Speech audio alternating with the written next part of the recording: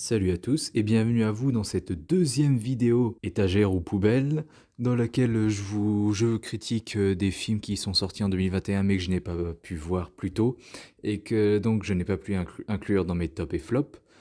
Donc là ce sera chose faite avec ces vidéos-là. Il y en aura une petite dizaine je pense on va dire.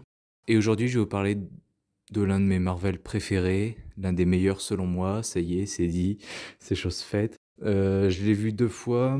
Je vous avoue que le deuxième visionnage, s'est moins bien passé parce que je l'ai montré à 2 personnes et il y a une personne sur 2 qui n'a pas aimé. Du coup, au bout d'une heure, quand cette personne me l'a dit, bah, j'étais plus dedans. Ça m'a un peu, cassé le film, quoi.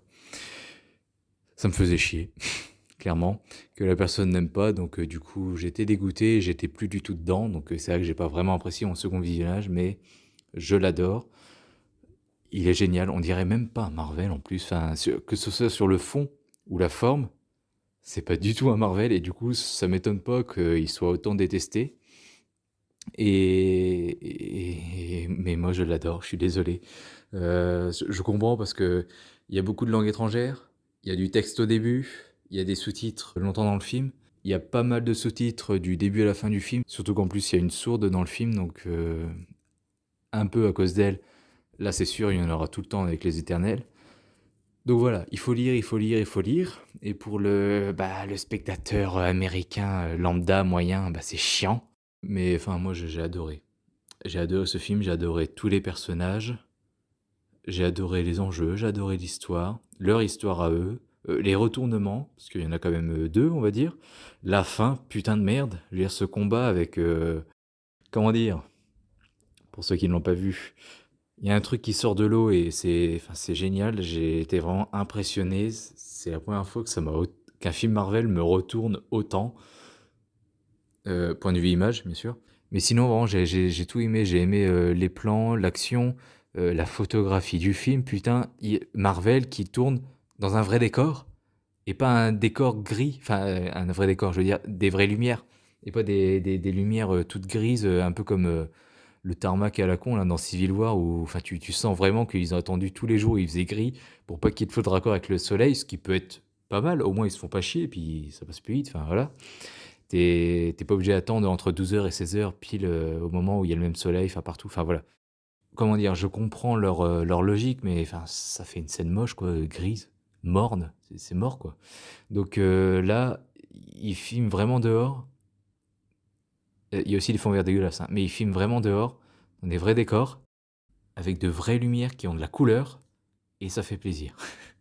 C'est enfin, au bout du 26e film, je crois, ils ont découvert qu'ils pouvaient filmer dehors avec de la bonne lumière, et ça c'est cool. C'est vraiment très très cool, je suis très content là-dessus. C'est un bon ajout au film du MCU. C'est dingue de devoir dire ça, mais voilà. Ensuite, ce que j'ai aimé, c'est que ça commence par une bataille au tout début. Au tout début, dans les 5 premières minutes, il y a une bataille, mais ça ne sert pas à rien. Au contraire, elle sert à quelque chose puisqu'elle nous introduit les personnages, tout simplement. Leur pouvoir aussi, surtout.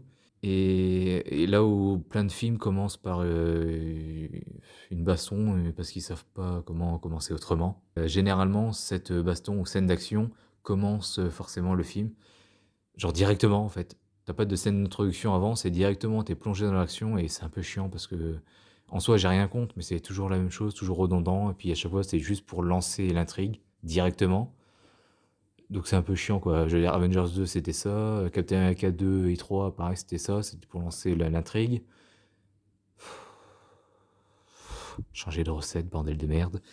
Et enfin, un autre truc que j'ai pas vraiment aimé, c'est que la réalisatrice avait vraiment un petit peu trop peur qu'on comprenne pas par moment. Parce que il y a beaucoup d'allers-retours au niveau de la ligne temporelle, on va dire, dans le film. Parfois, on est à moins 1500, moins 5000, etc. Et puis, après ces scènes-là qui se passent dans le passé, on retourne au présent. Et c'est juste visible, en fait, quand elle filme le paysage ou même les gens, enfin les villes, tout ça. T'es pas con, tu le devines. Et non, elle te le met. Alors, quand tu reviens dans le passé, qu'elle te marque la date et l'endroit, je veux bien.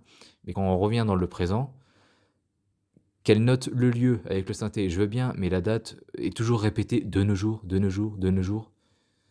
C'est bon, ça se voit, on a compris. Tu marques juste la ville, ça suffit. Mais bon, tant pis. Et si je le dis, c'est que ça revient vraiment, 3 voire 4 fois, parce que je crois en avoir oublié une fois, parce que j'ai fait le compte pendant le film, mais ça revient genre 3 4 fois dans le film et c'est casse-couille, quoi. Mais sinon, moi, je c'est vraiment l'un de mes Marvel préférés, il a dépassé, plein d'autres sans grande difficulté. Il est vraiment supérieur à la quasi-totalité des films Marvel du MCU qu'on a eu, depuis le début. Pour moi, c'est vraiment l'un des meilleurs. Alors je sais, j'en dis pas trop sur ce film parce que, bah, j'ai toujours du mal, hein, vous pouvez aller voir mes autres vidéos. Souvent quand c'est des vidéos courtes, c'est que j'ai aimé le film, donc j'ai du mal à défendre ce que j'aime. Donc j'en dis pas beaucoup. Donc là, bah, c'est pareil, la vidéo est plutôt courte parce que j'ai aimé, mais c'est vrai que j'ai pas vraiment d'arguments. Quand j'ai des arguments, bon, bah, la vidéo peut être longue, mais c'est vrai que là, j'en ai pas beaucoup, donc ça va pas beaucoup changer les choses. Donc j'ai pas grand-chose à dire, mais c'est pour toutes ces raisons, tout cet enthousiasme, tout cet amour que j'ai pour le film, que je mets le film Les Éternels de Chloé Zhao à la 8e place de mon top. Voilà, je ne joue pas sur le suspense, top ou flop, hein, cette fois-ci parce que je pense que vous l'avez deviné. C'est sans grande surprise, c'est dans le top, à la 8e place et pour moi, ce film mérite cette 8e place sans hésitation. Donc voilà, je vais m'arrêter là. Donc n'hésitez pas à me donner votre avis dans les commentaires, surtout si vous n'êtes pas d'accord. Et puis bah moi je vous dis à bientôt pour une prochaine vidéo sur Critizen Can. Salut à tous.